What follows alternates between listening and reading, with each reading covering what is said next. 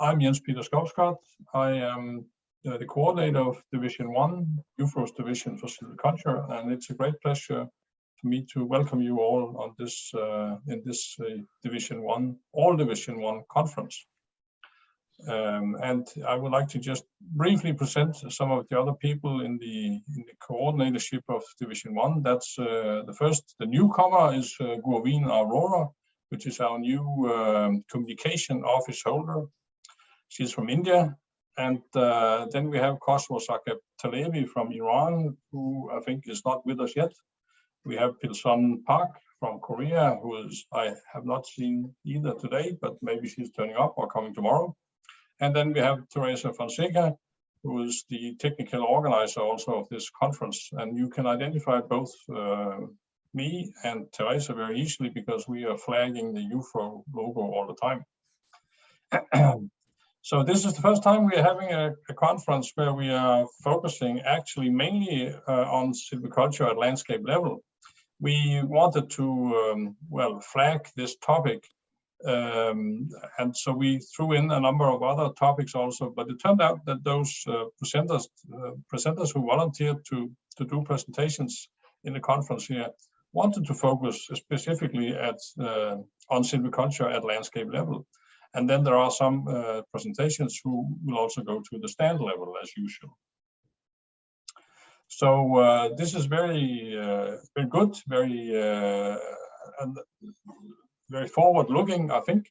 And we have been discussing actually for 2 years now since the last World Congress in Brazil in 2019 that we would like to launch a new unit on silviculture at landscape level. So if any of you are interested in being involved in such a unit or even heading such a working unit in IUFRO, then you're welcome to contact me or any of the other people in Division 1, either during the conference here or after the conference. And then we'll just move on directly with the presentations. I just mentioned the mode of operation. It is so that all presenters have 15 minutes for their presentation. And I'll tell you simply by interrupting or mentioning it that when 12 minutes have passed, and this means that you have 3 minutes to round off. And we have to be pretty tough on this because we want to emphasize discussion. And we also know from previous experience with Zoom conferences that sometimes it can take a bit longer to change from one presenter to the other. So if you're not a presenter, then please turn off your microphone unless you want to say something. And then, of course, when the presentation is over, we will have a discussion immediately following each presentation. And then at the end of the meeting here, we'll have a rounding off discussion where we can go across presentations if we want. So we'll first take 3 presentations and then have a break, a short break, because it's a short conference session today. And then after the break, we'll have 2 presentations more and then rounding off. So with these words, I would like to welcome our first presenter, Brad Pinno from University of Alberta in Canada. Welcome, and please go ahead, Brad. Excellent, thank you very much. Okay, I'm going to be talking about intensive silviculture and its effects at kind of the tree stand and landscape scale in Alberta. So I'd like to thank our the co-authors on this presentation here. So Kazi Hossain and Vic Liefers from University of Alberta, Ted Gooding and Andrew Johnson from Forcorp, and Weyerhaeuser, who was the sponsor for this work. So I want to talk just kind of to set the stage here a little bit about sustained yield in Canada, because I think this is a really important concept that we use, and it's kind of a fundamental part of how we manage our forests here. But sustained yield, which we generally refer to as annual allowable cut, or AAC, is a cornerstone of sustainable forest management on public lands in Canada. Essentially what we're looking at is harvest levels at or below forest level growth. So you can kind of think of that as the interest on your bank account, right? That's what we think of as our sustainable harvest levels. If you look at that map of Canada that I have there, the forest regions of Canada, you can see that we really are a nation of forests, right? So everywhere except for the extreme north in the polar regions and in the south there, that yellow bit, which is our grasslands, all the rest of them are predominantly forested regions. And of this forest, it's predominantly public forest land. So it's managed by the individual provinces, okay? So it's a little bit of a different system than other parts of the world, but the vast majority of our forests here in Canada are publicly owned forests. So I'm going to be talking mostly about timber today, but it doesn't mean other things aren't important. So a lot of the other landscape issues, whether it's wildlife habitat or fire risk or forest health, things like that, they often get incorporated into our planning at the landscape scale as well, and they're really important. I'm just going to be focusing on timber today. So I'm going to be talking about intensive silviculture and the potential it has to increase our current forest growth rates. I think there's lots of potential here, but it's not something that's really been done much in Canada. And I think some of the nuances of how it would get applied and the implications of it are a little bit different here because of our public land forestry system. So I'm in Alberta, which is in Western Canada. And I think there's huge potential here for intensive silviculture.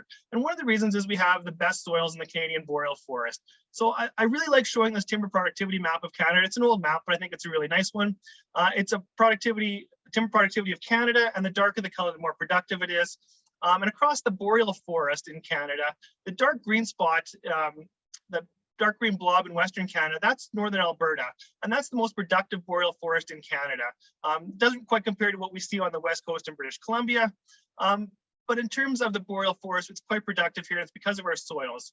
We have glacial origin soils, which are high in nutrients, and they're also fine textured, so they have high water holding capacity. So lots of potential here for more intensive silviculture. Other parts around the world have shown 3 to 4 times increases in yield with intensive silviculture, and there's no reason that we couldn't have something similar to that here.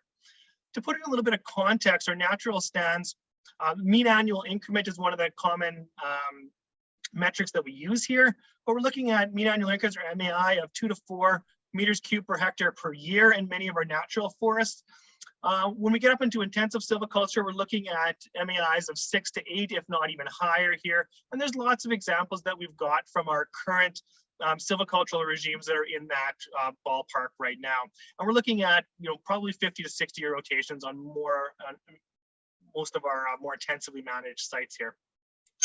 So what does intensive silviculture look like in Alberta? Well, we're looking at really plantation management. So planting conifers, using good seedlings, improved stock genetically, competition control. The 2 new parts that we're looking at and that I'm going to be focusing on here are density management, which we don't do much of right now, and also site selection. So those are kind of the new little spins that I want to put on this here today in this project. So we're looking at developing yield curves at the stand level and then modeling them out to the landscape scale. So we can look at the landscape scale implications of different silvicultural treatments on sustainable harvest levels. So to do this, I want to look at a case study from an existing forest management area in Alberta. So this is referred to as the Pembina Forest Management Area, or FMA. It's in the Rocky Mountain foothills region of West Central Alberta. So the Rocky Mountains, there's a little bit to the west of that, and the city of Edmonton is a little bit to the east. But like I mentioned, this is public lands with the rights and responsibilities of timber management have been leased to a private firm. In this case, it's Weyerhaeuser. And in exchange, Weyerhaeuser operates 2 major forest products manufacturing facilities in this region. So the forest management area here is about 1 million hectares. Okay, so it's not. This is a normal sized FMA in here. In some places that's huge, but in our part of the world, that's kind of a normal sized forest management area. So one of the things that Weyerhaeuser did was establish a series of permanent sample plots, or PSPs, in post-harvest stands.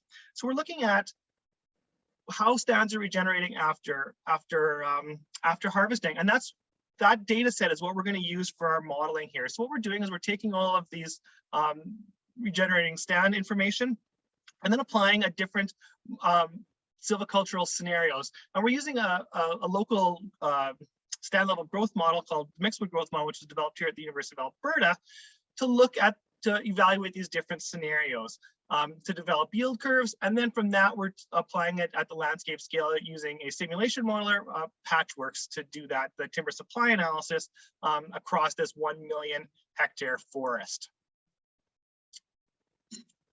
So a bit about the landscape that we're dealing with in this area. It's conifer dominated. So we're talking mostly lodgepole pine and white spruce are our two main conifer species. The main broadleaf species that we have here is trembling aspen and Pipus tremuloides. But really the management emphasis in this area is really on the conifers. They're the biggest value in this part of the world. So that's what management has really been focused on. So lodgepole pine and white spruce. So in terms of the age class, we have a fairly old forest. So that's that top figure there. That's our age class distribution for this forest. Much of the forest is greater than 100 years old. Some of it is actually starting to kind of die out a little bit. Up until now, we've exclusively harvesting from natural forests, but that's going to change in the relatively near future. One of the challenges with this age class distribution, though, is the lack of young forests, is we don't have many forests that are going to be ready to harvest in about 20 to 50 years from now. And one of the ideas with intensive silviculture is we might be able to increase the growth of some of those stands and have those stands being ready to harvest a little bit sooner and bridge that age class gap or that timber supply gap that we have in our forest. So this is mostly modeling that I'm going to be presenting here, but we model a variety of different silvicultural scenarios.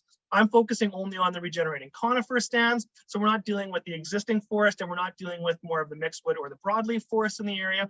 I'm just really focusing on the conifers for this project, at least, because they are the species of most interest, really.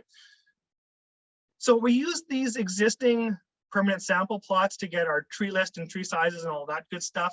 And then we model them out in the future, these different scenarios. Our controls are with no density management. We also did a variety of different thinning treatments. So a combination of pre-commercial thinning and weeding, so we control the density of crop trees, along with removing any unmerchantable species from the stand, and then combine that with a commercial thinning as well. So the pre-commercial thinning and cleaning at about age 14, and then a commercial thinning at age 35 or 40 is what we're looking at for the different scenarios here. And that varies depending a little bit on site index. We did a whole bunch of different trials looking at different combinations of thinning intensity and timing and all of that stuff, but I'm not going to go into any of that here. Suffice to say, we just did this combination of pre-commercial thinning and commercial thinning is what I'm going to present the results on here. And then it varies by site index. The site index was an interesting bit in this study because it looks like it's increasing over time. So our natural forest, the site index, which is meters tall at age 50, is around 18, and our oldest regenerating stands have a site index of around 18.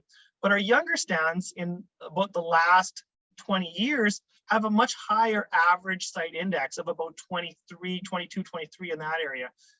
So the forests are getting more productive. And I think a lot of that is related to better silviculture. So we're planting better quality stock, better competition control, all of that stuff. And what this means is it's not possible to really predict the future productivity of our forest based on what our natural stands were doing. We really need to shift our way of thinking about this and focus on the productivity of our regenerating forests a lot more. It's not just a repeat of our natural forests. The other thing that this is important is currently, a lot of our forest level modeling is done by species composition. So we model all of our spruce stands together and all of our pine stands together, regardless of site quality. But I think we're seeing that that's really not the best scenario. We need to start incorporating site quality into our planning a lot more. So this lodgepole pine yield curves that we developed. The biggest thing that you can see is so it's merchantable volume over age. The biggest thing is that productivity is by far the dominant driver, or site productivity is by far the dominant driver of timber volumes, which I think makes sense. And that kind of validates that idea of incorporating site productivity into our planning a lot more. In terms of thinning does show a slight reduction in merchantable volume at the stand level, but the trade-off is much larger individual tree sizes. So the individual tree growth is much bigger after the stands have been thinned compared to the unthinned stands. And this is about what we'd expect, but thinning increases individual tree merchantability. If we look at the stand level, one of the metrics that we wanted to do was the number, what would make a merchantable stand in our part of the world? And we're looking at saw logs, and a reasonable saw log is about 20 centimeters in diameter. So we're looking at, okay, when with thinning, we're able to get about 500 plus 20 centimeter saw logs at age 50. Without thinning, to get an equivalent number of 20 centimeter saw logs takes about year 80. So by applying our thinning regimes, we're estimating about a 30-year reduction in the minimum harvest age. So that has big implications for our forest level harvest. And if you're thinking about that age gap, perhaps by doing this thinning, we can then harvest these stands 30 years earlier than we would have expected. Okay, so now moving on to the landscape scale timber supply analysis, what we did is we developed these conifer yield curves stratified by site quality. We also wanted to then evaluate the impact of change in the minimum harvest age and also some different thinning scenarios. Other kind of landscape scale constraints, things like wildlife habitat, watershed, harvest levels, and things like that. We left all those in the model, in Patchwork's modeling as normal, just to kind of have a somewhat realistic scenario here. And our thinning, we focused our thinning on the good and medium quality sites. We didn't thin any of the poor quality sites. And we've looked at thinning, what was the implications of thinning up to half of the good and medium site qualities sites, as that was somewhat of a realistic goal. And the way it was that the pine stands could really be thin. Now they had density that was possible, but many of our spruce stands are actually under stock. So if we want to go forward with a scenario such as this, we'll need to look at our spruce silviculture to make sure that we're actually setting stands up, that this sort of intensive silviculture scenario is possible in the future. Okay, so the results of this timber supply analysis. So this is kind of at the 1 million hectare scale, right? So this is the entire forest area that we're looking at here. The important numbers here are really that first column, the conifer AAC number. So that's our sustainable conifer harvest levels.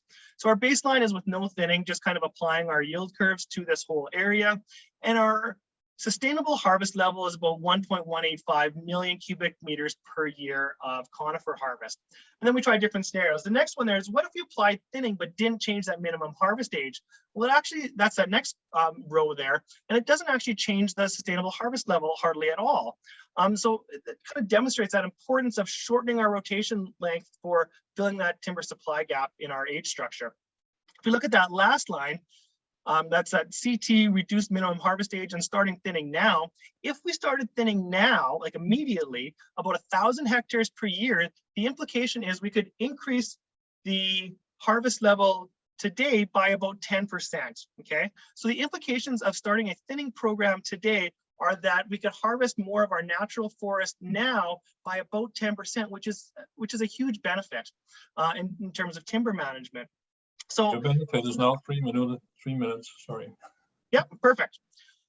So the benefit of the thinning is not only at the stand level with getting those individual stands merchantable for harvest sooner, but at the stand or at the forest level, because we're increasing the growth of our regenerating stands, we're able to increase the harvest rates of our natural forest from the area as well. And we refer to this as our allowable cut effect. But it kind of, I think that's one of the kind of unique features of our public forest management system here in Canada. That things like this are, it's the way things are scaling up from the tree to the stand to the landscape is not always linear, I guess. But what we're showing here is 1,000 hectares per year of thinning would increase about a 10% increase in sustainable harvest levels starting now for conifer. Okay, so quickly just kind of wrap up here.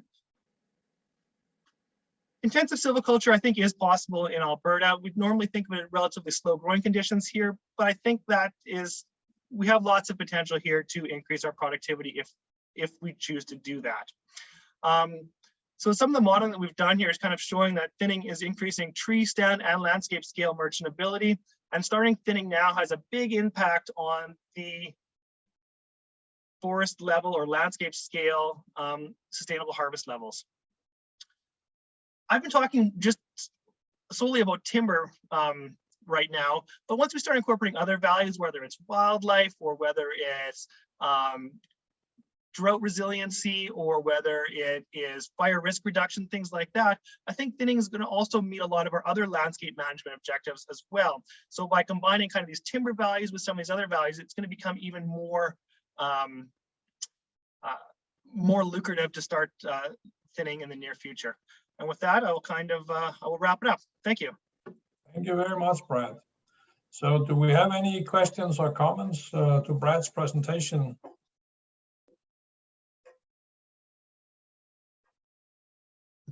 You can just jump on. Yes, Marion, please. Hi, thank you for the presentation. I wonder, did you consider to try pruning? Or is it too labor intense, or because you're dealing with timber and the German tradition? That's why. Yeah, well, you know, it's one thing we've always thought that we would never do pruning here. The trees just grow too slow. But once we got into this, that actually did come up in many of our discussions. If we're going to go through the effort of thinning a lot of these stands and keeping roads open to maintain access in long term, well, that might be something that it's worth considering. It's not something that we incorporated into this analysis here, but it did come up in a lot of our discussions with the company as to what could some of the next steps be from this. So, which I wasn't really expecting when we started, because we just generally don't think about pruning at all here, but it did. So that was interesting. All right. So, but I would say the thing with pruning is that well, it's always a balance of the labor costs versus the added revenue you get. So I don't know whether this will pay for all types of conifers, but possibly. All right, that's an interesting question also, Marion. We could take a whole conference on pruning. We're doing that some of the time. And labor issues related to pruning. Yes, it is very labor intensive. Thank you. And the next question coming from Khosrow. Welcome, Khosrow, and please come up. Yeah. Hi. Thank you, Brad, for your interesting presentation and nice figures and beautiful pictures as well. In one of your slides, you emphasized on focusing on regenerating just on conifer stands. Why Yes. not on deciduous? Well, the reason we focused on conifer stands is that was the first step, and that was the most valuable timber in this region. So that's what the biggest interest was. And it's also a conifer dominant landscape. About half of our stands are pure conifer stands. So it made sense to start there. Moving forward, though, I think that's exactly where we want to go, is looking at the broadleaf and deciduous component of our forest, both in terms of conifer productivity, because there's a lot of conifer productivity that comes from them, but also in terms of the deciduous productivity, timber production. So that's kind of, I'm hopeful we're able to move this project into the next phase, and that's exactly what I want to do with it. This was kind of a phase one kind of study, starting with focusing on the conifer. And the reason for that is that's where the biggest timber values are right now. All right, thank you very much. Okay, so thanks. I think I actually have a number of comments and questions also, but I think I'll send you an email afterwards. And I would say also to other people in the audience, if you have comments or questions along that we cannot handle because of time constraints, then please communicate with the presenters later also. Yeah, So absolutely. Feel free, if you have any questions, feel free to send me an email. That would be great. Thank you very much, Brad. And I'll stop sharing here. Yeah, you have to stop screen sharing. And our next presenter is Elizabeth Serrano Ramírez from Mexico. And she will talk about multi-objective management in different forest types in Mexico. So please go ahead. Yes, I'm going to share my screen.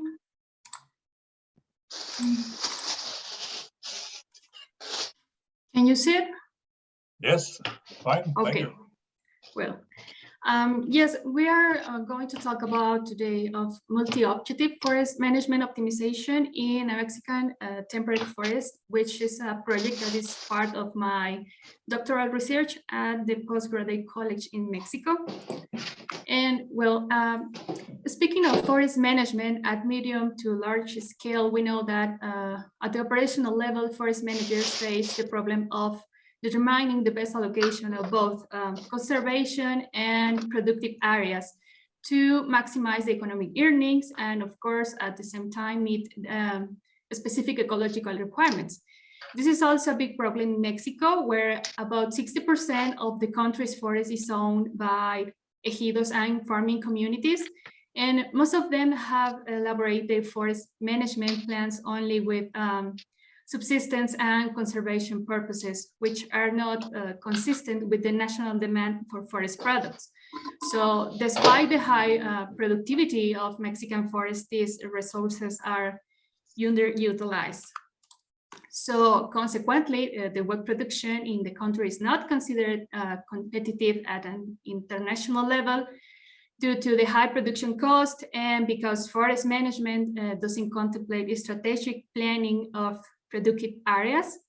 So therefore, the current challenges faced by the forestry sector in Mexico imply an effective coordination between forest management and conservation policies to develop systems capable of evaluating social and ecological and economic impacts, and also encouraging the long term of the maintenance of goods and services offered by the forest while dealing with multiple operational considerations.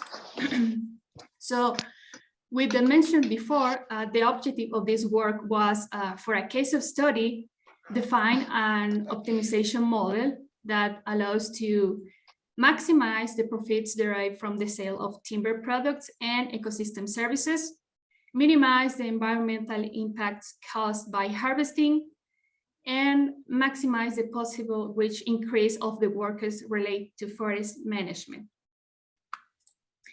The case study chosen for this purpose corresponds to the community of San Pedro el Alto, belonging to Oaxaca state and located in the southwestern Mexico. This community has almost 30,000 hectares of temperate forest, natural forest, and approximately 70% of the cover is represented by pine species, and its productiveness is around 200 cubic meters of timber per year. It is also considered a successful example of community forest management, and they have obtained the certification of Rainforest Alliance since 2001. Even so, the community still have some difficulties related to forest management, like the invasion by human settlements and forest pests due to the absence of activities, because the management plan includes only 8,000 hectares of the total area. So also they remark an operational inconsistency in the sawmills as a result of the variation between the annual harvesting amounts. And of course, the high cost to design this management plan. So to address these situations, we formulate the optimization model, considering the management objectives, of course, in the case study. The information that we use was partly provided by the community, and another part was generated in previous works, like the social characterization and the functional zoning of the forest. The restrictions that were included in the model consider the requirements by law and community preferences to carry out the forest management. And once we have this model, we solve it using heuristic algorithms in order to obtain an acceptable solutions in a short time, short computational time.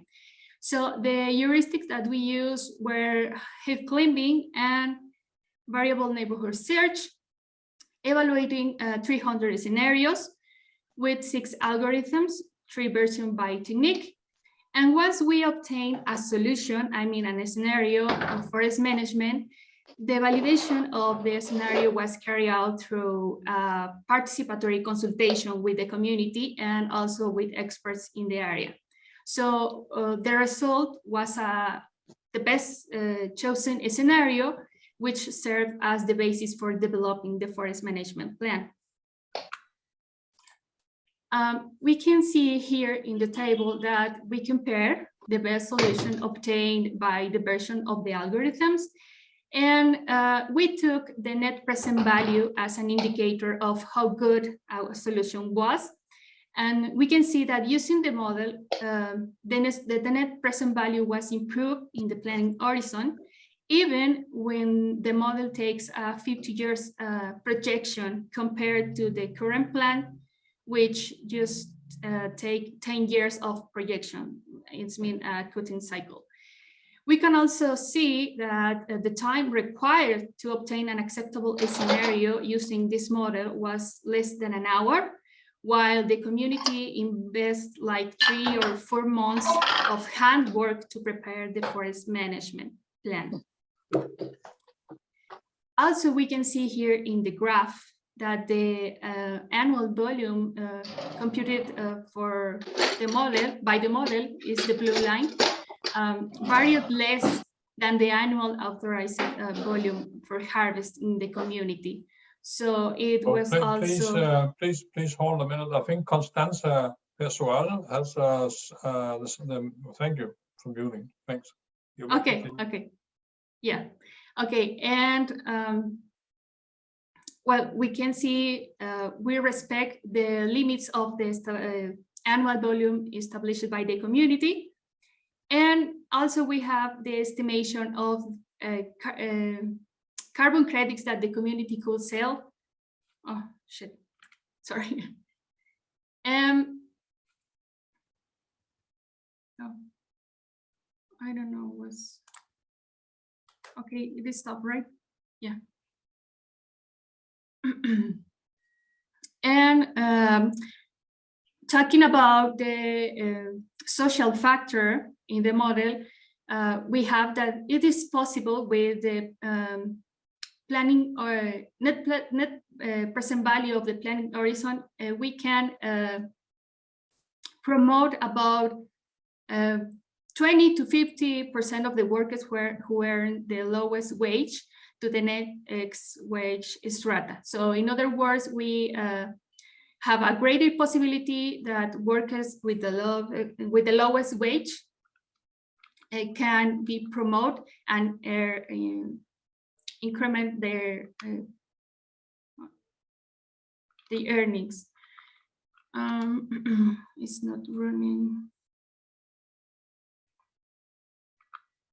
Okay, and finally, in the following maps, we have the comparison between the special distribution in a cutting cycle between the current scenario in the community and the best proposal of the model.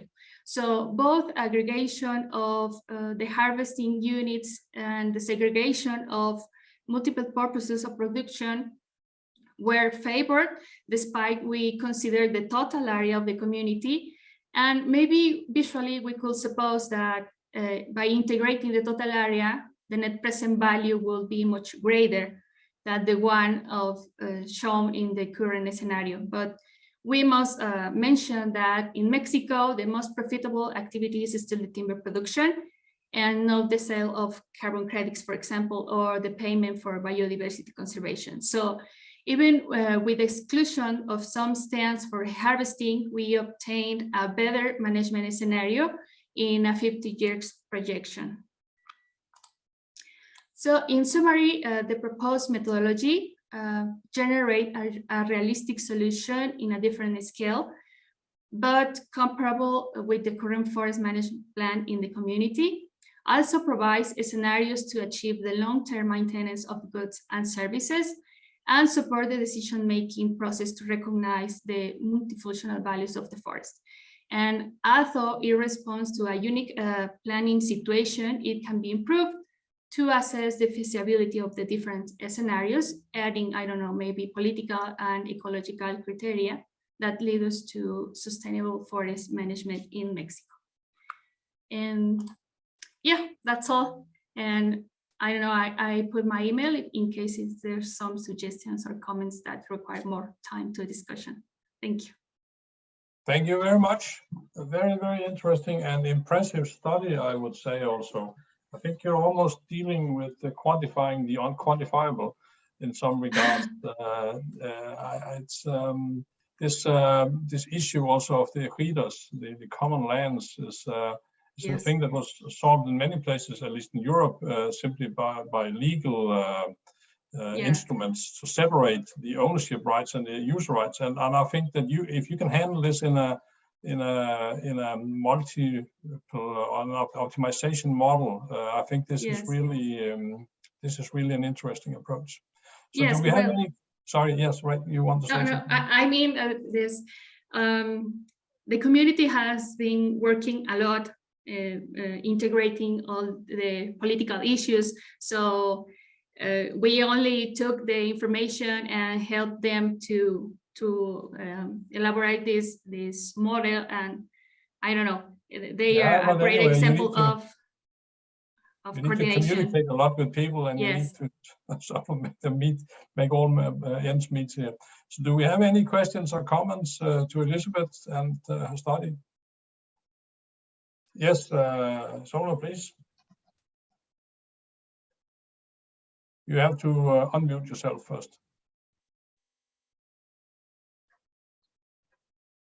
We cannot hear you, so you have Okay, Elizabeth, thank you for your presentation. I think it is very important that you take social, ecological, and also economical aspects in your evaluation. My question is, did you also evaluate the cultural values of the communities, like cultural value for their trees? Which trees they give more cultural value? Because it's important for the management. Yeah, absolutely, it's important, but we don't consider it in the model because there are a lot of variables already. So maybe in the future we can integrate some kind of measure of cultural values. Yes. But I guess you have, for example, spiritual values. If there are certain areas of the forest where there are special spiritual values, do you have to consider that in your optimization restrictions? Yes, I agree. All right, other questions or comments? Or did you have more, Sola? Goveen, please.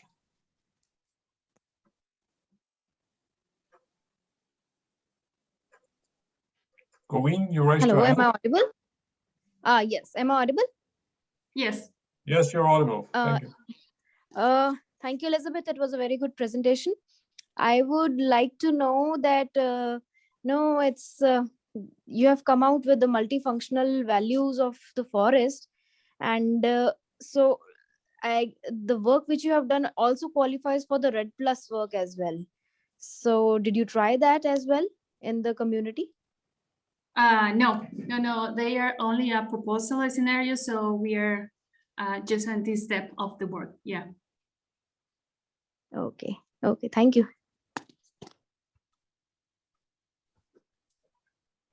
All right, other comments or questions before we move on?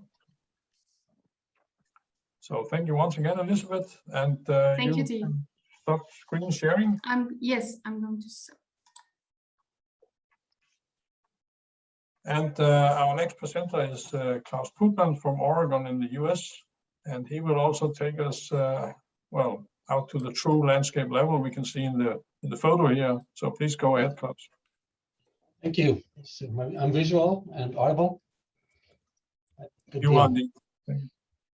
So yeah, I'm going to talk about an experiment that we just thinking about establishing, and it's not in place yet, but it's already making big news. And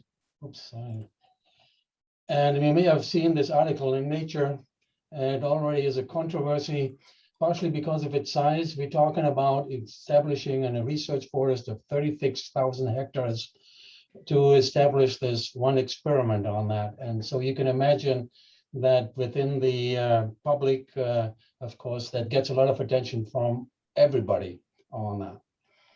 And so when the theme that we want to tackle in that research forest is really the idea of what people call in the agricultural land sharing. It's something of the triad approach that Seymour and Hunter publicized in the US, or I know in German it used to be Waldfunktionskarte, the functions that the forest or the services that the forest provide and how you line them on the landscape to provide optimal combinations of services. So we have worked on a whole team. We've done some theoretical work, and we're now thinking about establishing a research forest to get some empirical data with that. In order to do that, of course, at the landscape level, we need areas, large areas that we have on long-term control. And so we're talking about the Elliott State Forest. You can see here, for those who don't know, this is Oregon here, the Pacific Ocean on the left, California to the south, Washington to the north. And you're looking at 36,000 hectares of highly productive forest land. We're talking about hundreds of millions of dollars of investment to set that land aside. And there's a long history to that we can talk about some other time, how this came about. But that's at least in negotiation. It's not settled yet. A few months ago, I thought we had it settled. And then, of course, the controversy said, so we're working on it. And so here is a picture in the H-class distribution of the forest. And you can see here the colors to the left with the green are older stands. And they're mostly on the right, the little pink there are younger stands. So there's a management history. This was at one time Forest Service and then state land. And you see these older stands here on the left, this whole region. The main reason that these watersheds have not been entered as much is because of the coho salmon that is protected by the Endangered Species Act. Then also we have marbled murrelet, the bird that lives out in the ocean but nests in old growth trees. Nesting in these types of forests, and of course the spotted owl is also nesting in here. So for the last 30-40 years, most of the management has been in the eastern part of that forest, and of course that has some implication of what we can do in terms of establishing an experiment. So in terms of the experiment, we're basically looking at 3 treatments that we're going to apply to watersheds. And a typical watershed, I think the minimum size is around 160 acres, and then it goes up to 800 hectares, 160 hectares to 800 hectares. And we're going to treat 40 some watersheds like that. And they're going to get some combination of these 3 different treatments. You have the reserve, you have this intensive forestry operation, like we already heard in Alberta, with highly site preparation, etc. And then we have this extensive forestry or ecological forestry, or depends on where you are, it could be close to nature forestry, that kind of partial harvest operation with fairly low on investment. And in the watersheds, we have either extensive forest management, and that's land sharing. So there we produce timber as well as a lot of ecological benefits on the same hectare. And land sparing is, if we separate that, we manage part of the landscape very intensively and then set part of the landscape aside in reserves. And so that's really what we're comparing, different approaches of land sparing, where you separate the timber production from other desirable objectives, and land sharing, where the timber production is on the same piece of ground as the other ecosystem services. And so in terms of treatments, we've kind of grouped the treatments into 4 different approaches.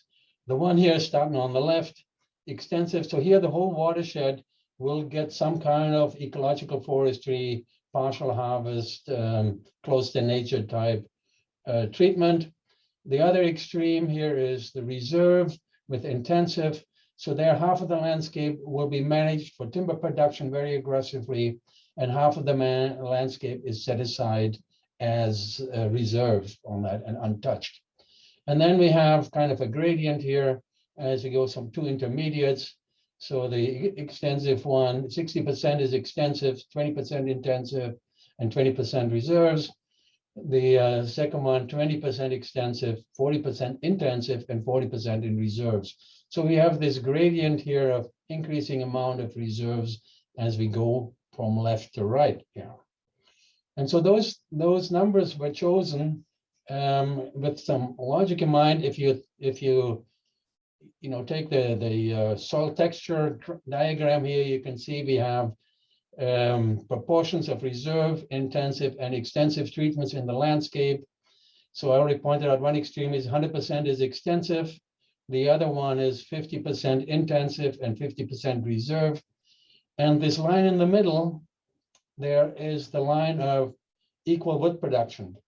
So we aligned the treatments under the assumption that in the extensive operations, we harvest half as much as in the intensive forestry operations.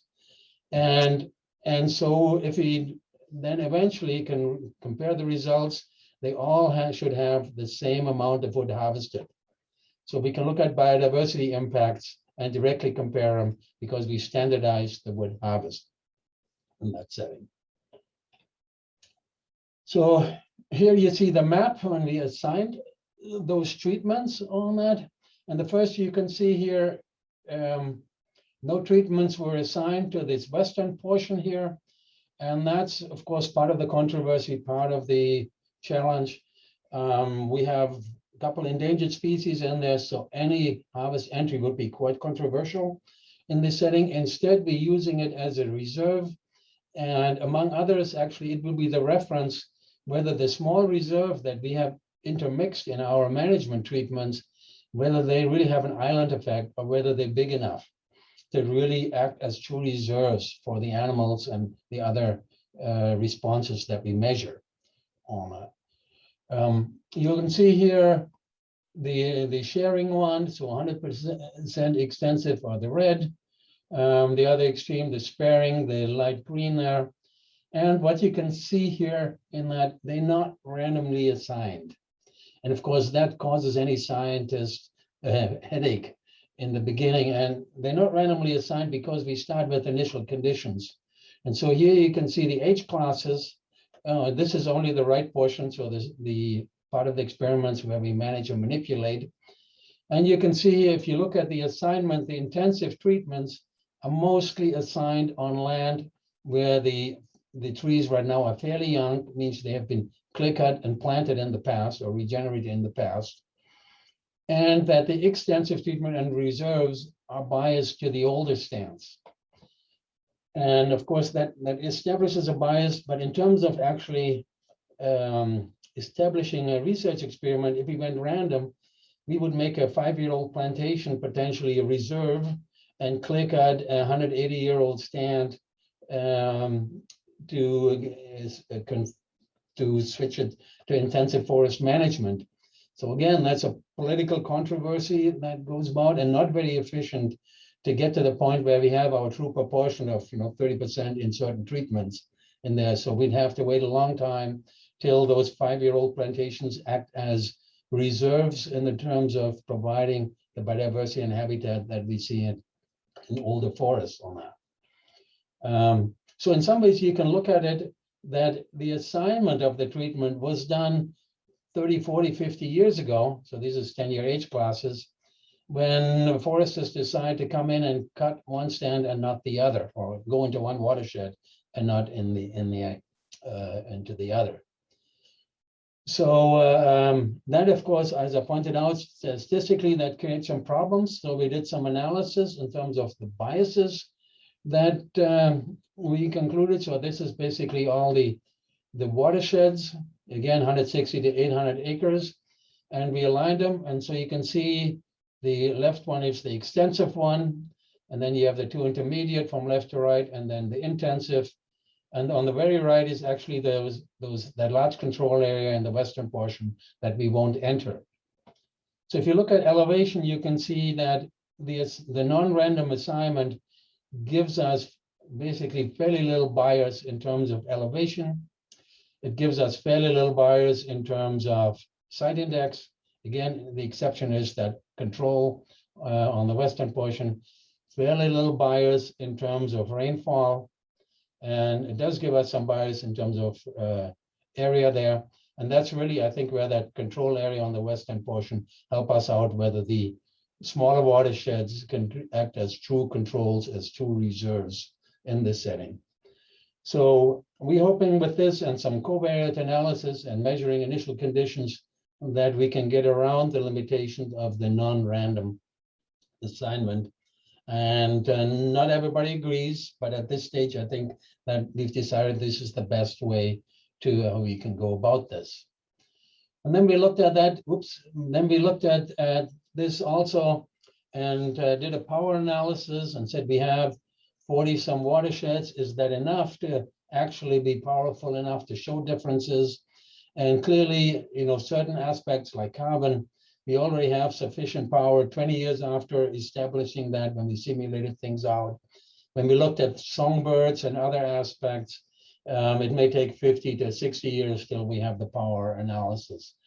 So with an N of 40, we are fairly comfortable that if there are differences, we'll be able to show them and we can quantify them in that setting.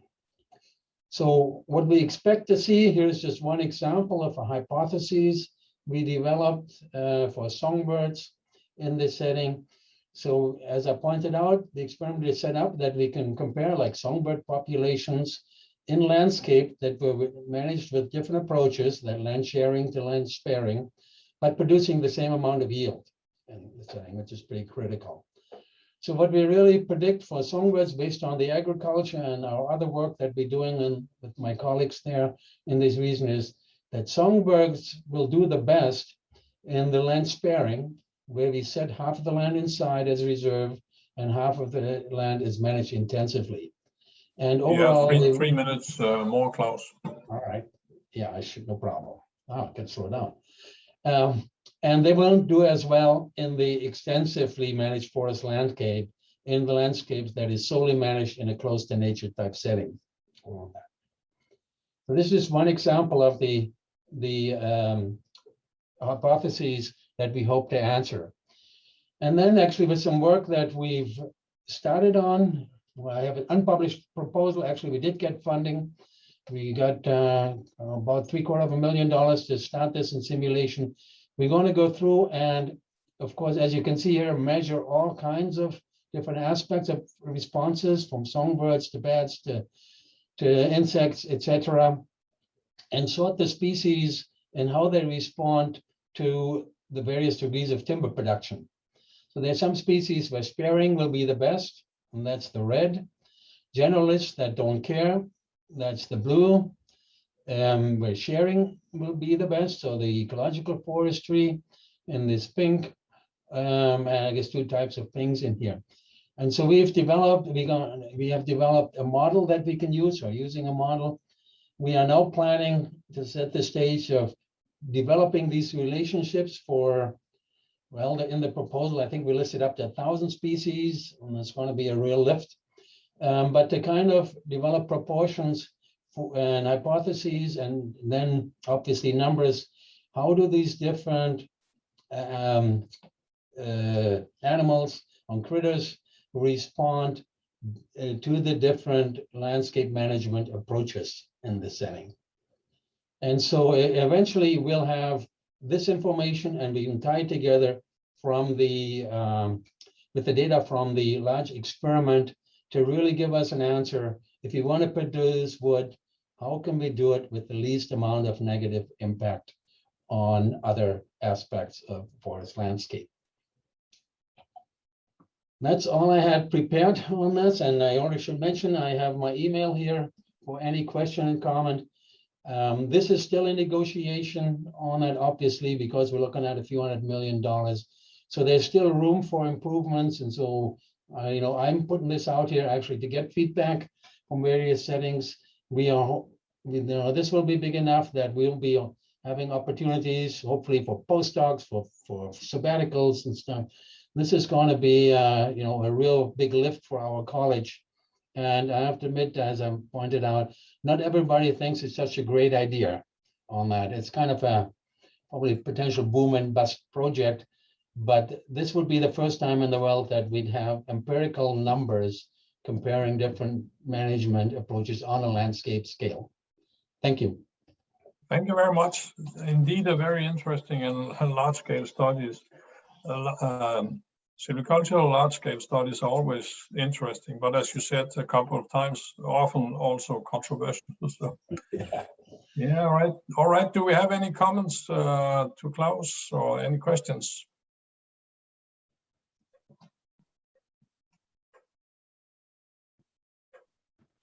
I do have one question. Yes, please go Well, ahead. first of all, this was fascinating, wonderful, thoroughly enjoyed. I was thinking, like, why did not you consider 100% intensive treatment? Yeah, that was a discussion that came up, and partially we locked ourselves into having the same amount of wood production for all treatments, so we can compare the bird response, the insect response for a given amount of wood produced. And so the 100% intensive treatment would be, we couldn't get that, align that with that objective. Plus, actually, the political thing came in that there is no way we're going to push through to clear-cut whole watersheds on that. So Oregon still has limitations. A clear-cut here is limited to 50 hectares on that. So we would be bumping into those kind of challenges as well. So theoretically, it makes a lot of sense, but I think we limited the objectives to the point that we're not going to lose that much by not having that treatment in there. Right. Good question, though. Yeah, thank you. Of course, silviculture has to fit into social, legal, ecological, economic context. Right. Thank you very much. Stacy has another question. Yes, I did have a question. I'm sorry if I missed this at the beginning. How do the treatments you call extensive, intensive, how does that relate to actual silvicultural terminology and treatments? Is it clear cutting is obviously the intensive treatment, but what does the extensive treatment mean, silviculturally speaking? Yeah, I think, well, I'm trying very hard in these discussions to make sure we stay flexible, and not every acre will get the same treatment on that, but we'll see a lot of variable retention harvest operations where we rely on natural regeneration, minimize but not eliminate herbicides where we need it to achieve our regeneration goals in this setting on that. So there'll be partially shelter wood in some settings, and some so I think, at this scale, I'm trying very hard not to narrow us down. And that's part of the problem, because the politicians want to know exactly what will happen and what will not happen. And at this scale, we know we're going to have disturbances in there. We know we're going to have some wind and insects. So we want to be flexible enough to be able to react to it. But the main purpose for the extensive one, I think we do whatever we need to do to maintain a volume on the landscape on that, so it will not be clear cut, that there's standing volume. We also actually hoping to get some carbon credit and be able to market that as part of the income in those settings. Any opening will be fairly small scale, maybe a few hectares, a small scale for us at least, in our landscape. And we will try to minimize the external inputs like herbicides. But again, in certain settings, if we don't achieve our regeneration goals, or if we have invasive species, we will keep the option open. Thank you. Thank you. All right, so I think we'll round off the discussion here for now, and we will now have a break for exactly 10 minutes. And please be back on time, because we will start on time. I have a stopwatch here just in front of me, so you get 10 minutes from now. See you later.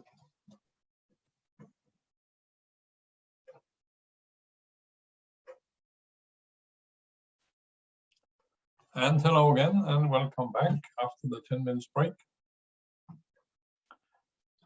So our first presenter after the break here is Ajay Sharma from University of Florida, and he'll be dealing with, or he'll be presenting a topic on restoring pine plantations.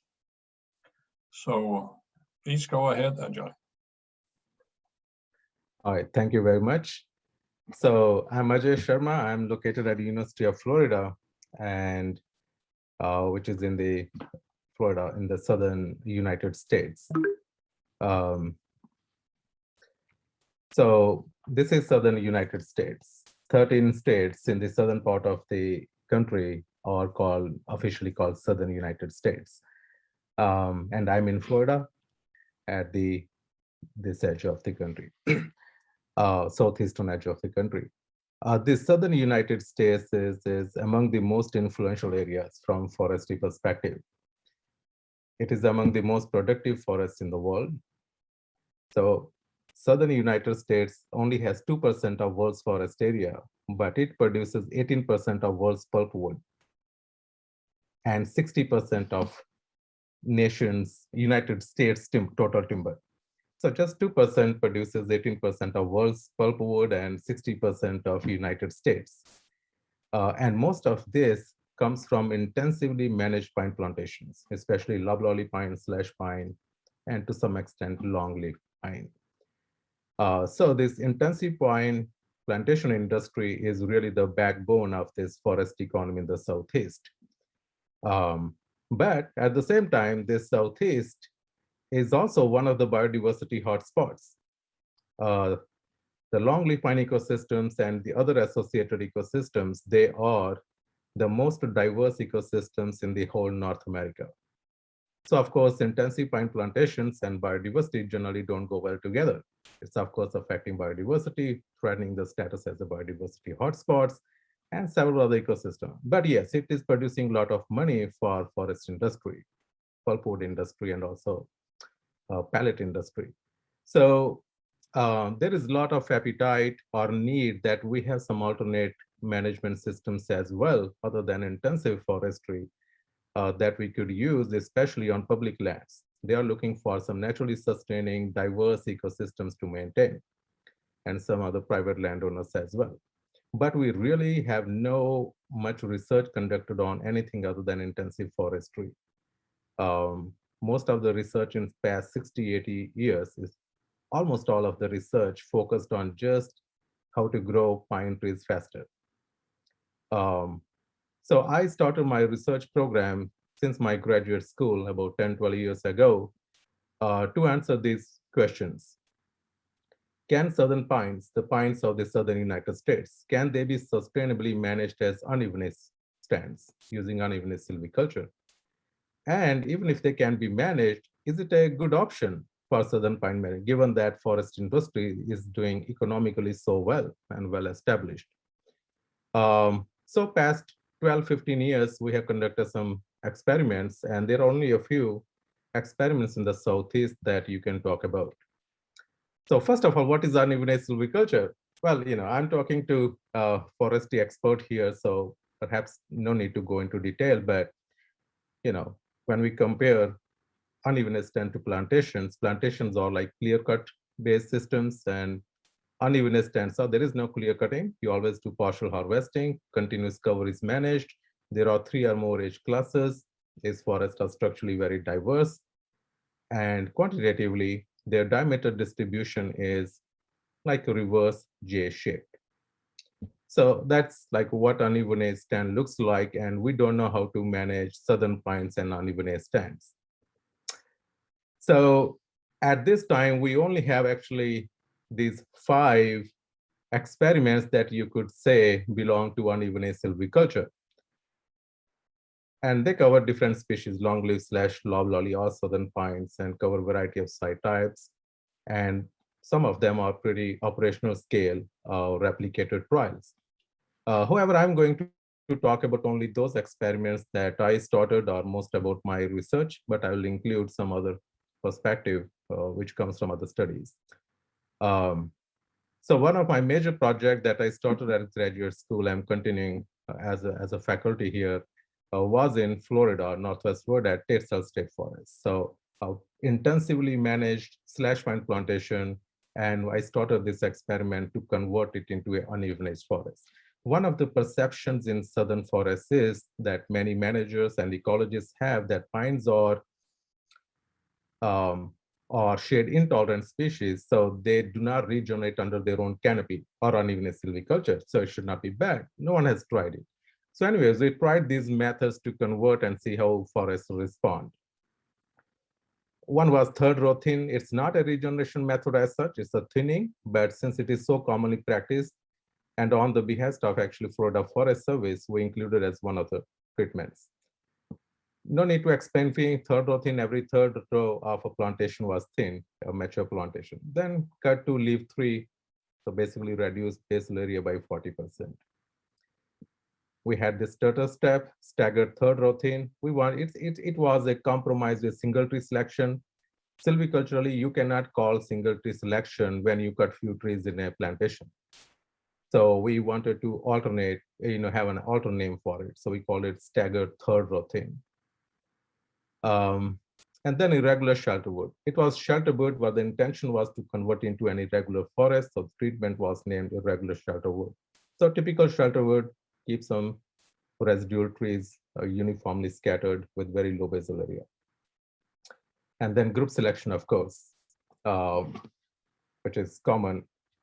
We tried 4 different group sizes: half acre, quarter acre, 1 acre, 2 acre, or 0.1 hectare to 0.8 hectare. And then, of course, uncut control. Let the forest grow on its own. You do not leave it to nature.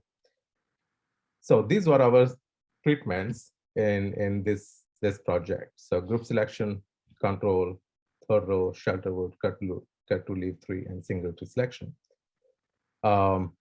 This is properly replicated experiment. So 3 blocks across the forest form 3 replications. And this individual plot that you are seeing, this yellow rectangle, this is really operational scale. 1 plot is more than 6 hectares. So it's a big scale experiment, one of the kind in the Southeast, and the only one for slash pine. So this is how 3 replicated across the forest. This experiment was started.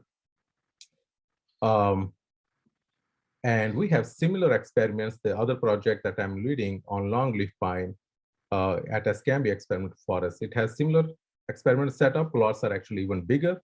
These are our 9 hectare plots, and it is for longleaf pine. So one of the question is that to be a successful silviculture system, it must be able to naturally regenerate itself. And we had really no empirical data on that. So yes, this species, supposedly shade intolerant species, whether slash pine or longleaf pine, they grow profusely in group selection or single tree selection or shelter wood treatments. For example, this photo is from a 2 acre harvest created gap in slash pine.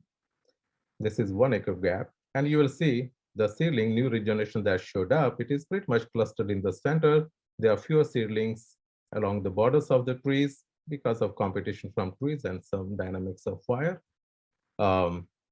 This is single tree selection in longleaf pine at another site as Escambia Experiment Forest.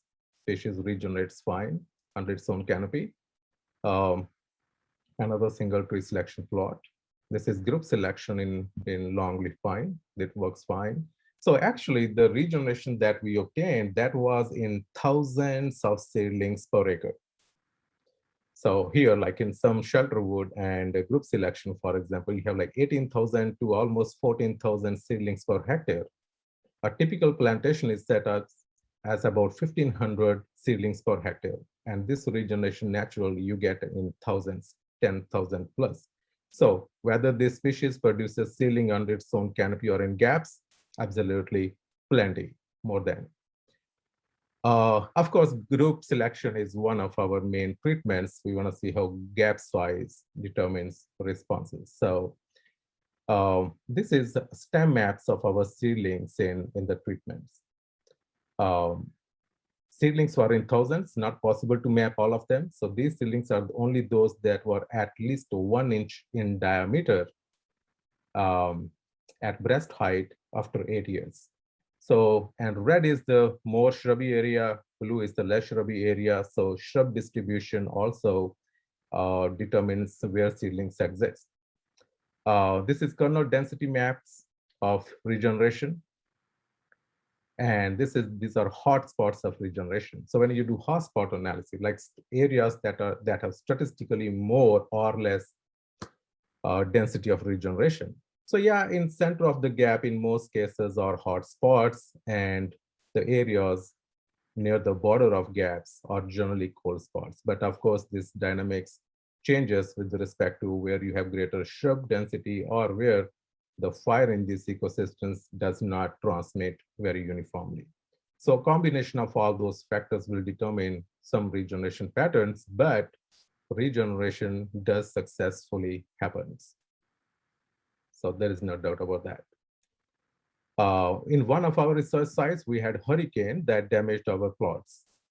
So we assessed this regeneration, stem mapped each and every regeneration and above overstory tree 6 years after hurricane. And we found regeneration is very variable afterwards. Regeneration patterns varies from uniform to random to clustered, different, which is not really, if this basically suggests that, you know, this your silviculture and natural disturbances can interact to produce vertically horizontal complexity in forests, which is a desirable thing if you're looking for multifunctionality. We also conducted research on whether season of burn in this forest affects natural regeneration or how the mortality of natural regeneration. So we found, well, you burn in any season, summer, fall, winter, or spring, longleaf pine is very, very resistant to fire. So don't bother, you can burn and regeneration will stay. Burn at any time except very, very hot summers, very, very hot fires in summer may adversely affect regeneration. So maybe if you have a concern for regeneration less, that is the season you might want to avoid. But otherwise, in most of the cases, you can burn these forests and your natural regeneration in uneven stands should be fine. Slash pine is, okay, slash pine is different. It is not very hardy species. And our research showed that slash pine actually, when you burn, only about 6% of those seedlings survive. Now you will think 6% is very small amount, but even if this 6% was actually 725 stems per hectare. So 725 hectares under canopy is supposedly good, but we don't know if it is enough regeneration to sustain a forest. Should be. Well, it will take, 2-3 cutting cycle, decades to know empirically if it works or not, but we can do simulation modeling. So we took our data and put into forest vegetation simulator modeling. Does it sustain forest? So this is the flow of this model. We added our own values in its flow, regeneration, and conducted simulation modeling for next 100 years, given our treatments and early regeneration response. So begin with this, conduct harvest, single tree harvest, add regeneration, every cutting cycle 15 years, add regeneration, look at the data and do for 100 years.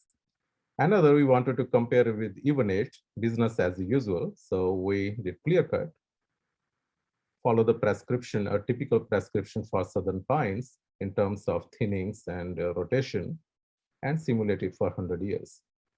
Okay, control.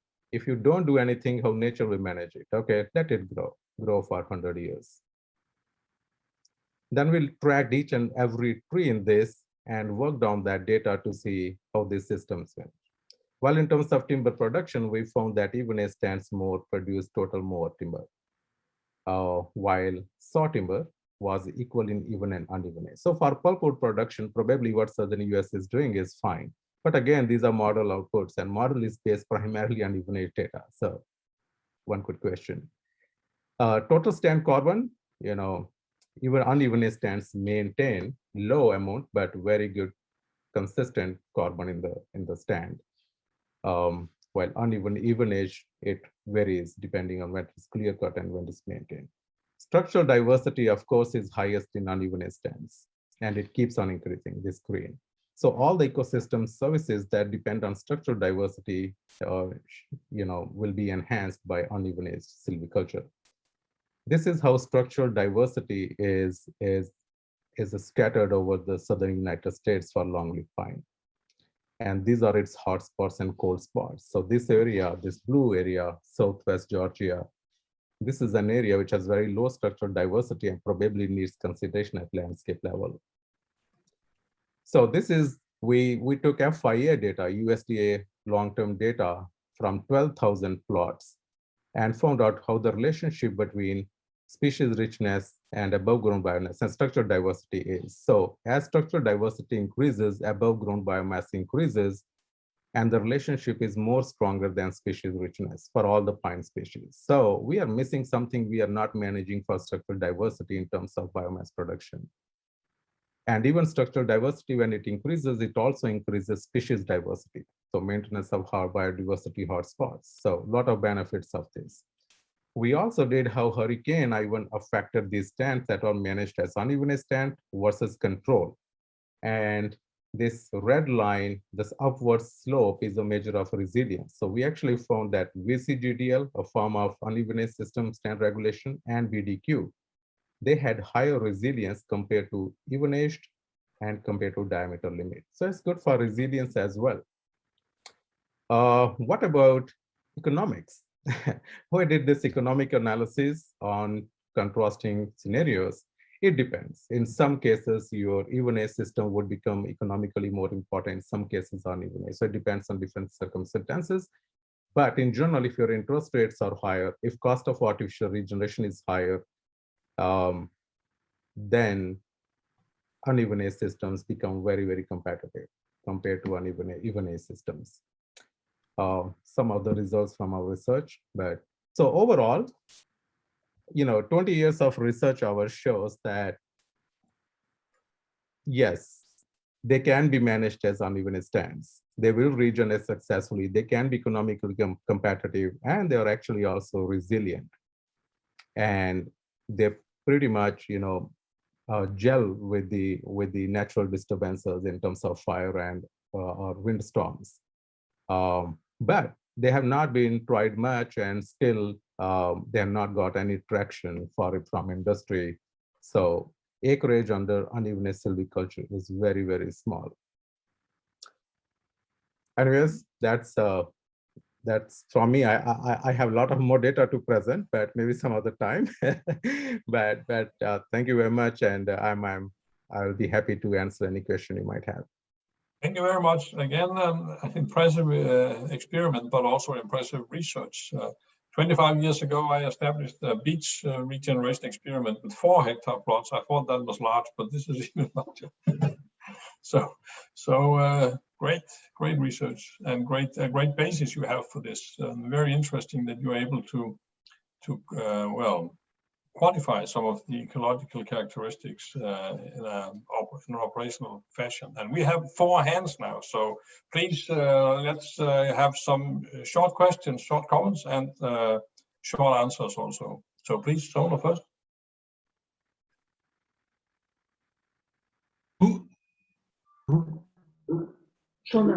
Okay. Thank you very much for your presentation.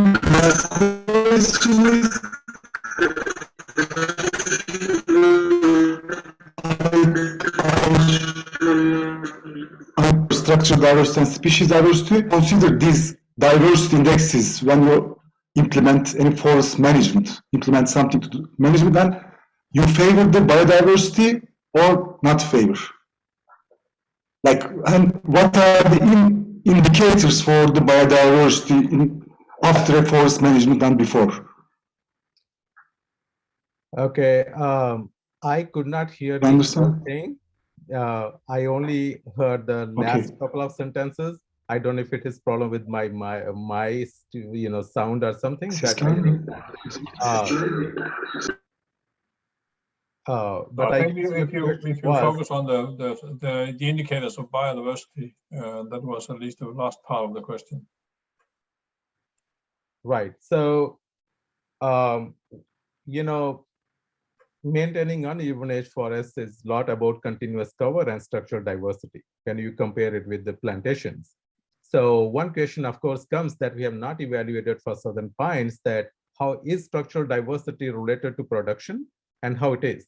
So what we did, we took FIA data, forest inventory and analysis data throughout the Southeast, and which is publicly available data. So there were 12,700 plots that data we had available belonging to our interest.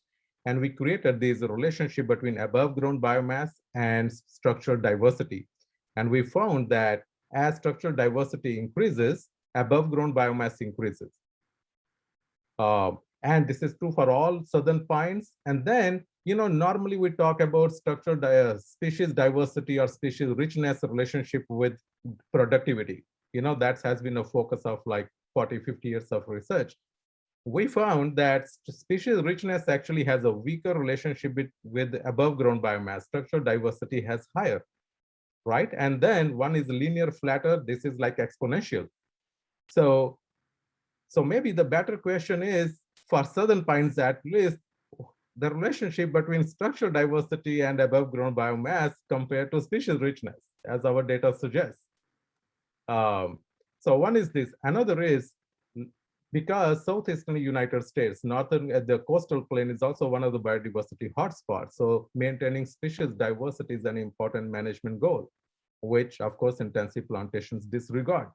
So what we also were interested in knowing what is the relationship between structural diversity and species diversity from the FIA plot analysis. And we found that there is a very strong relationship. As structural diversity increases, species diversity increases. And actually it increases at a very fast rate after certain levels of structural diversity is obtained, right? So the idea is that there is a big value in managing stands as structurally diverse forests for southern pines, because we might be losing several things managing as pines. There is really no comparison done, because all what we have done for past 80 years is just figuring out how to grow faster trees in a plantation setting. We might be losing something, relationships there that suggest otherwise. All right, thank you very much. So we'll move on with the next question from Mohammed Reza, but please hold your questions short and your answers short also. So Mohammed Reza, please. Thank you, Dr. Sharma, for your interesting lecture.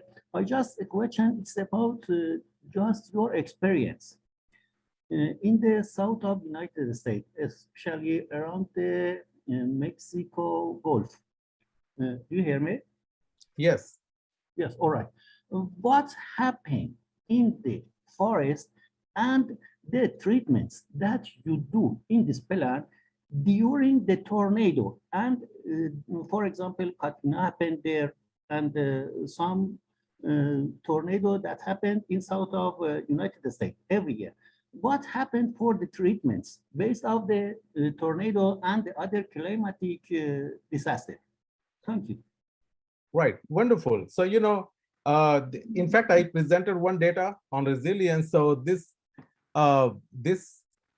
one forest, our Escambia experimental forest, was hit by a Hurricane Ivan, a major Category 4 hurricane in 2004. I was not even in the United States at that time, but last year, we stuck upon this idea because this question is becoming important. How does these different kinds of management systems, even or uneven age, respond to hurricane or tornadic disturbances?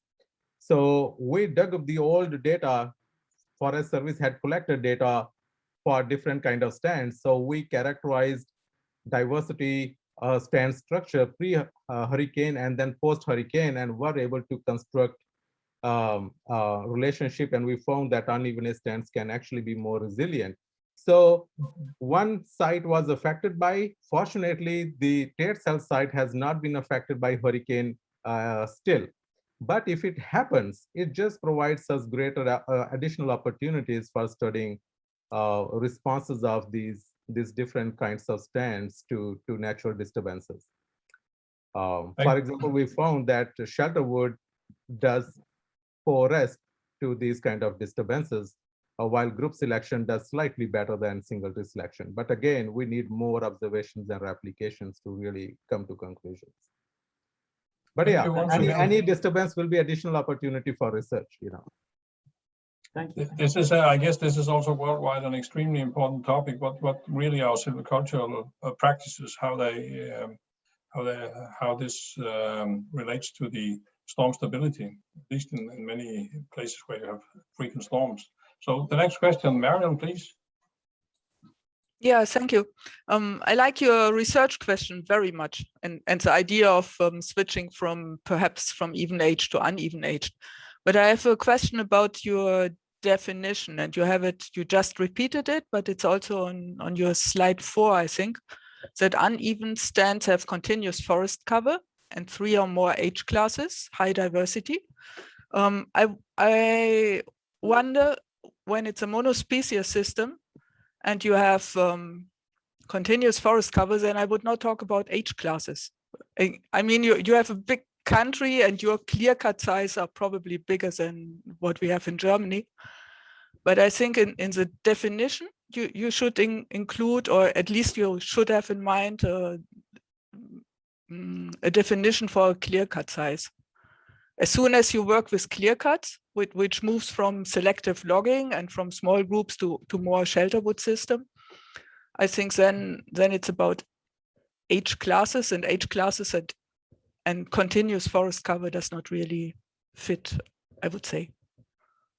I mean, yes, you can have after fire, for example, different age classes, but regularly, I think there's a small mistake in the definition.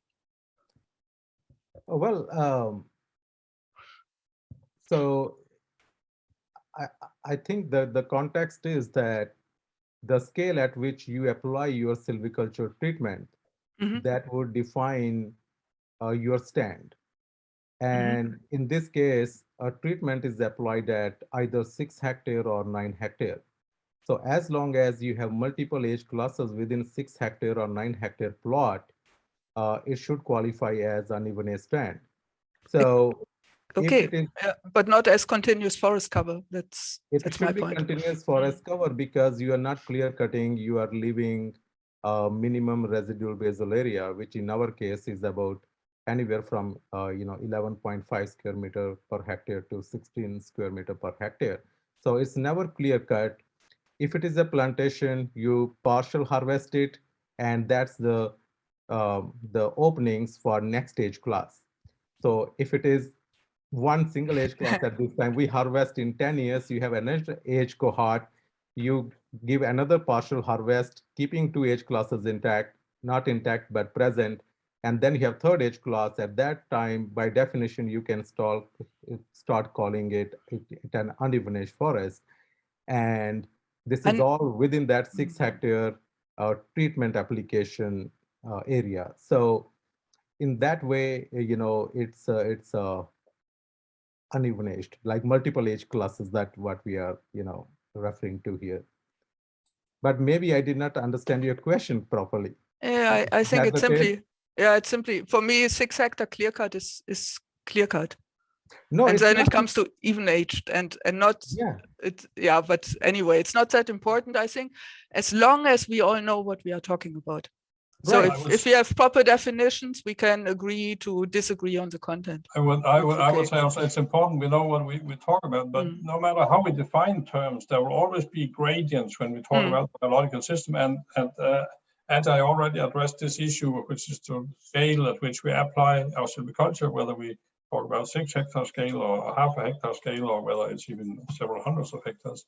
So there are some gradients that has to be considered also. Right. So, but again, in the interest of time, we have to move on. But Ajay, you have to check the chat also. There are a number of comments and interesting questions too there also. Khosrow, do you have a quick question at the end here before we move on to the last speaker? Yes, maybe a very short question. First of all, at what age do you harvest these pine species there when you have even age method?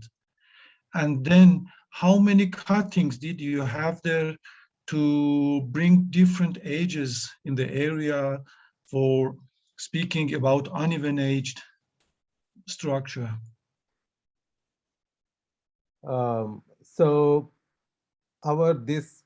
these experiments, they conducted harvest between 32 and 40 years of stand age. But in the Southeast, the typical rotation age depends on site index and species and varies from 25 for loblolly pine to 60 years for longleaf pine, and slash pine 30-35. What's the best time to begin conversion? I think it should be as soon as they start producing enough amount of seed that can add additional corn crop. But of course, we don't have that much luxury with long-term silviculture experiments to try all those things.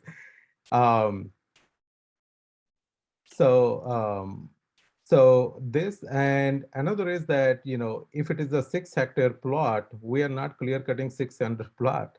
The most intensive treatment, if it is a group selection treatment, so 2 acre, 1 acre, 0.8 hectare, 0.4 hectare too. So it's about 1.3 or 1.4 hectare out of 6 hectare is only cut. So it does not qualify as a clear cut or. No, I didn't mean clear cutting. How many times of cuttings did you have there? Oh, this is the only one cutting cycle so far. And because this research I started in 2011, actually. Yeah. So 10 years have passed, so only one age class has been added. At this time, you could call it a 2-age class. Yes, that is what I mean. It is not yet uneven age. It is just 2 age classes. Yes, it is not. This replicator experiment in slash pine is only 1 age class at this time. That's why we did simulation analysis, because to create an uneven age forest is gonna take 50 years, right? When you have like 3 full-fledged age classes. But there's another slide that I presented for that shows the resilience of different stands. Those were demonstration plots set up by Forest Service in late 70s and early 80s. So they had all 3 age classes where they have been applying BDQ and volume control guiding diameter limit. So, but they were not replicated. They were 2 40 acres demonstration plots, but still they produce good data, very useful data. But these particular 2 were very recent, 2 age class at this time.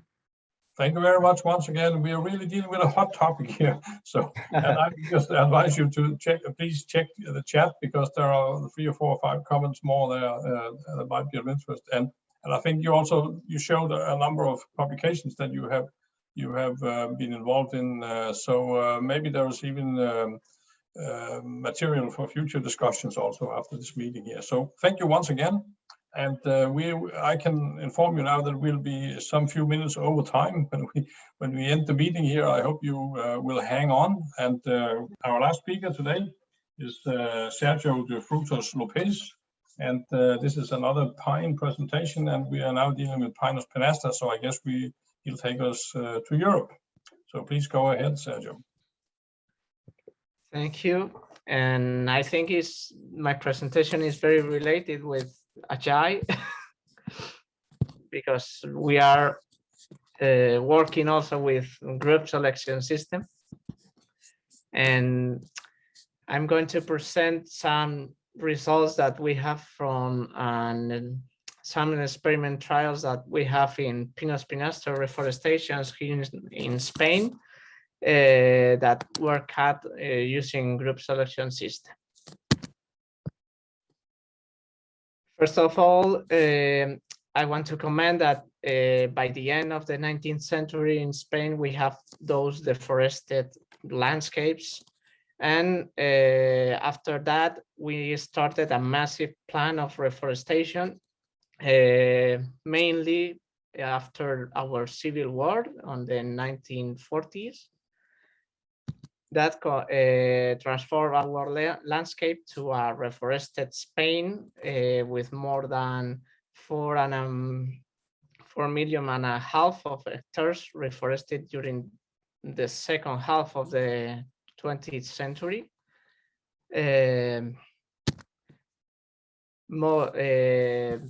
Our reforestation were made mainly with Pinus species, and were oriented to reduce erosion hazards and having a non-productive focus.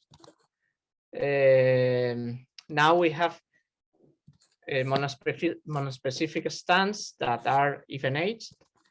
So, but with a lot of management problems that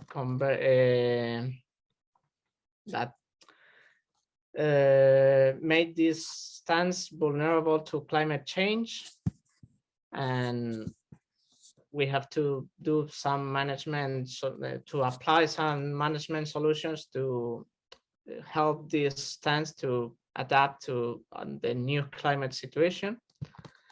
The usual treatments that we applied in Spain to manage these reforestations from the second half of the 20th century are thinnings mainly by below, but also selective thinnings. And sometimes we also made some plantations undercover to improve the biodiversity levels in these monospecific reforestations. But nobody has thought about applying some regeneration treatments to these reforestations.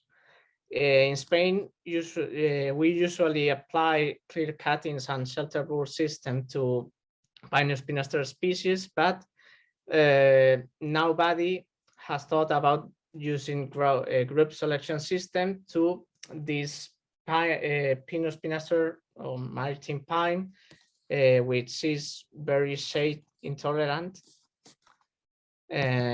So it's this group selection system is scarcely applied in Spain and can help a heliophile species like Pinus pinaster to regenerate in small surfaces without reducing erosion hazards, and also with less landscape impacts.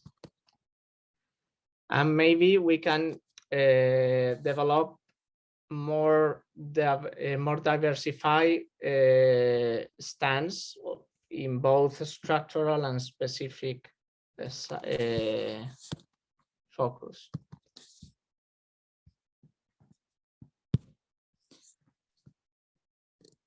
And also applying a group selection system, we can transform these even age stands into an even age. The objectives of our research is to test if group selection system with small gaps, we are using very small gaps, is an effective method to regenerate maritime pine reforested stands if we can achieve species diversification, and is there any spatial pattern inside gaps in growth density or survival of maritime pine seedlings. Our hypotheses are that our small gap size of 1.5 dominant height is enough to regenerate these stands, that there are significant incorporation of seedlings of other species, and that total sand positions inside the gaps are related with more growth density and survival. Our experimental sites are located, one in the Central System mountain range in Guadalajara province, which is called Jocar, and another one in Sierra Morena mountain range, which is between Castilla-La Mancha and Andalucía in the south, that is called Nava del Horno. You can see a map of these sites with all our gaps. In Jocar, we have two gap sizes, 1.5 and 2.5 dominant height, with which is 26 and 44 meters of diameter. And in this site, we have 9 control plots, 9 small gaps, and 9 big gaps, considering that small are 1.5 and big are 2.5. Cuttings were made mostly in January of 2018, and plot installation were made the following spring, and we have 2 inventories per year. So now we have 7 inventories for these years. In these schemes, you can see the distribution of the spatial distribution of plots inside the gaps. We have plots in all the radius from north to northeast, east, southeast. And also we have 2 plots just outside the gap to test if the gap is changing also the environment under cover near to the edge. Those are 2 maps of our experiment. We have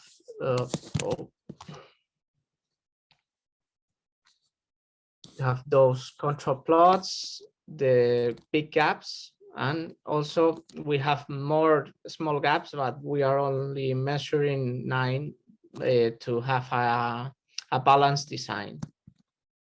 In Avadorno, we have 14 gaps with diameters between 36 and 62 meters, which is between 2 and 3.5 dominant height diameter. The cuttings were made at the same time that in Hokar, and in this site, we only have 1 inventory per year, so we have now 3 inventories. The spatial distribution of plots in these gaps are similar to Hokar big gaps. And also, as you could see in a previous photo that show the site, next to the gaps we have a little area that was cut by seed tree method, and we install also some plots here to compare between both silvicultural methods. Here you can see that in the left we have this seed tree method area, and then in the right we have all our gaps. In each plot, we are measuring shrub and herbs coverage. Also, we have an individual identification of its spine. So we are measuring each gap every time, and measuring height, crown height, if it has branches or not, if it was predated or not, if it has apical dominance or not, a lot of things. And also we have some gap measures like a slope and aspect. We have made some hemispheric photos in Hokar to see how are the light levels inside the gaps in different positions.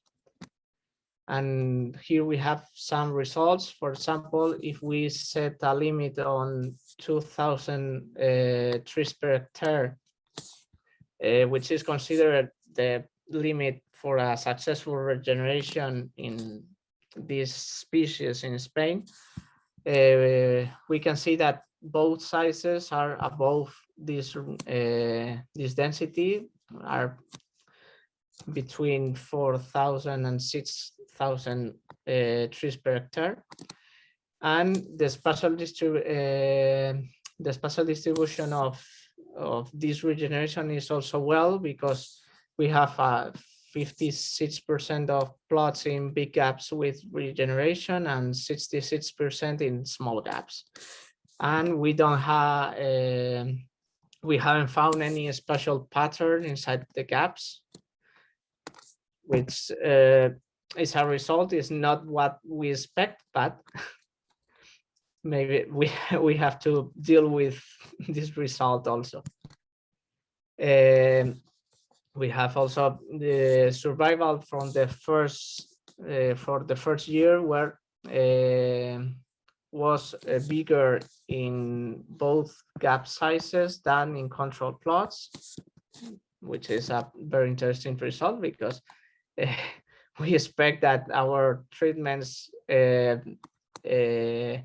increase seedling survival. But in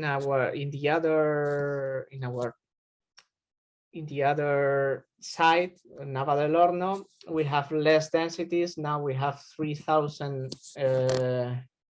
trees per hectare in gaps and 2,000 in seed tree method. So gaps are promoting regeneration.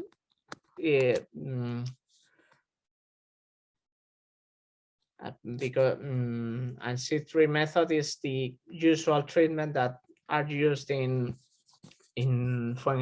this area to regenerate these stands. So we can see that gaps are performing better than seed tree method.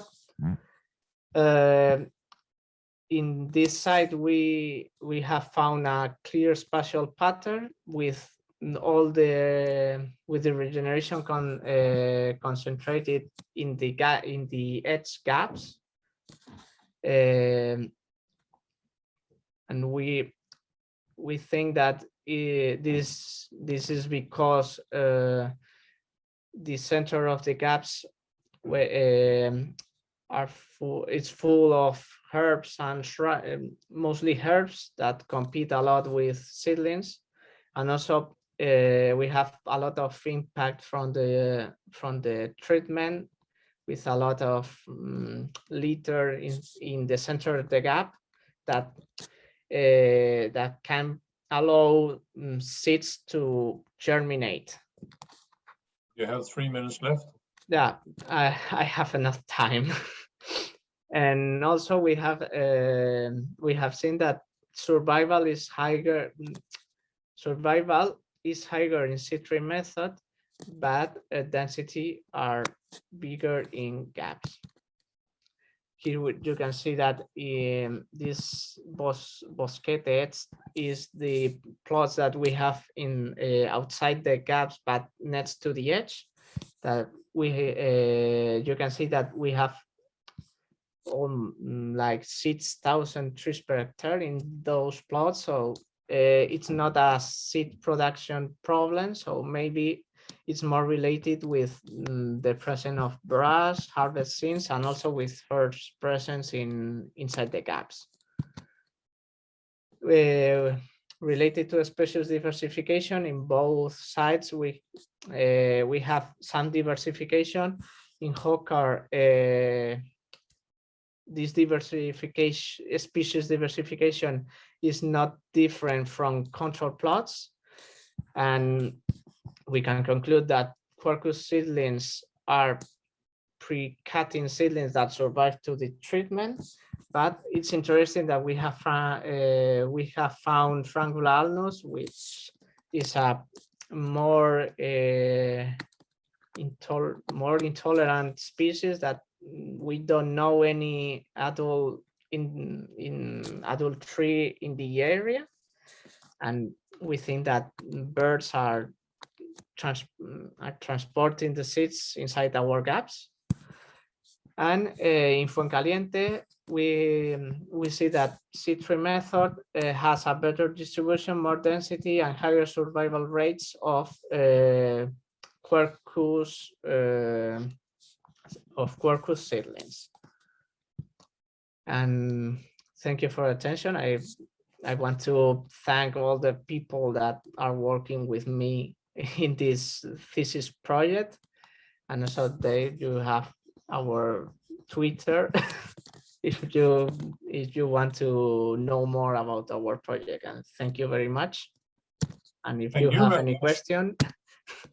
And I would like to just add on to the comment that Marion had before to Ajay's presentation about for me, it's a bit strange that group selection systems start out with, for example, 1.5 hectare gap size.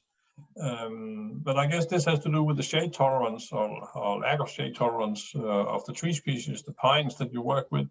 But there's also something here when we talk about these systems about the duration and whether you enlarge these gaps gradually and how long time that will will take before you have then worked your way through the stand. I guess this has to be part of the story also. So in the end, we cannot only specify a silvicultural system or a regeneration system just by one term, such as group selection. There are a number of classifiers that we need when we compare across. So, all right, are there other comments or questions for Sergio?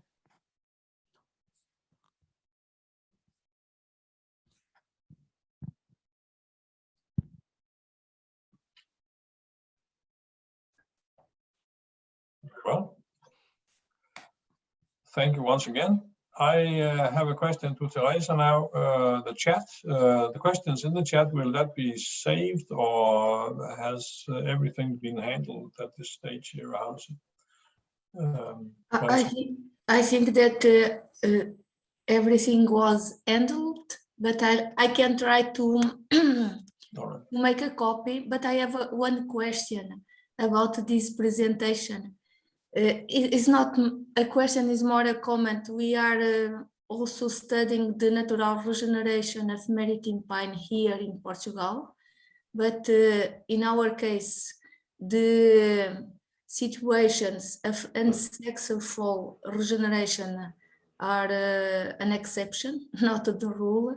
And I appreciate a lot your presentation, and I will contact you to discuss more deeply what you are doing and your team. Thank you for your presentation. Thank you. And I don't know if you have my email, so I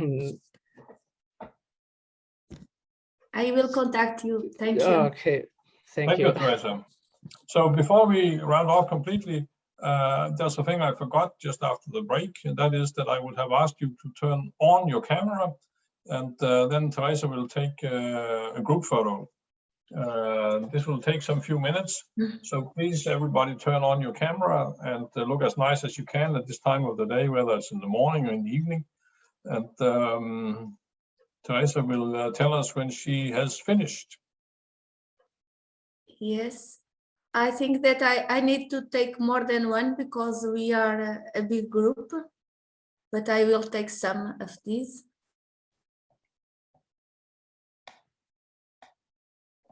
Sorry for this, for waiting.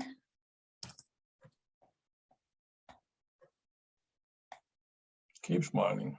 Yes.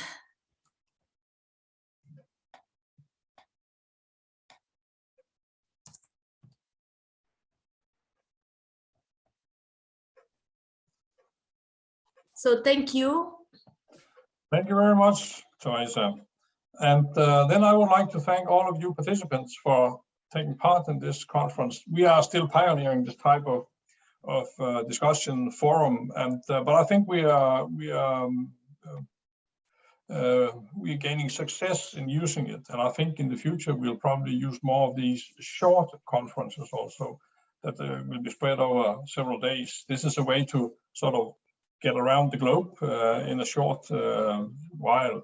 The link you have received today for yesterday for connecting to the conference, you can use the same link tomorrow and the day after tomorrow if you want to participate in these two sessions as well. So thank you for participating, and I would also like to thank the presenters.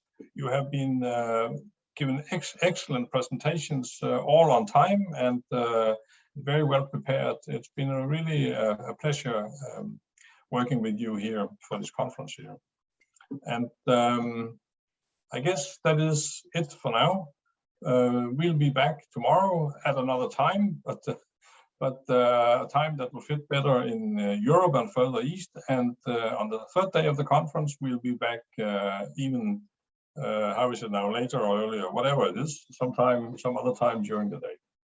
So thank you very much for joining. If you have any comments or questions later, you're welcome to contact me or anyone else of the team of Division 1 by email or other means of communications. Have a nice day, have a nice evening, have a nice morning. You too.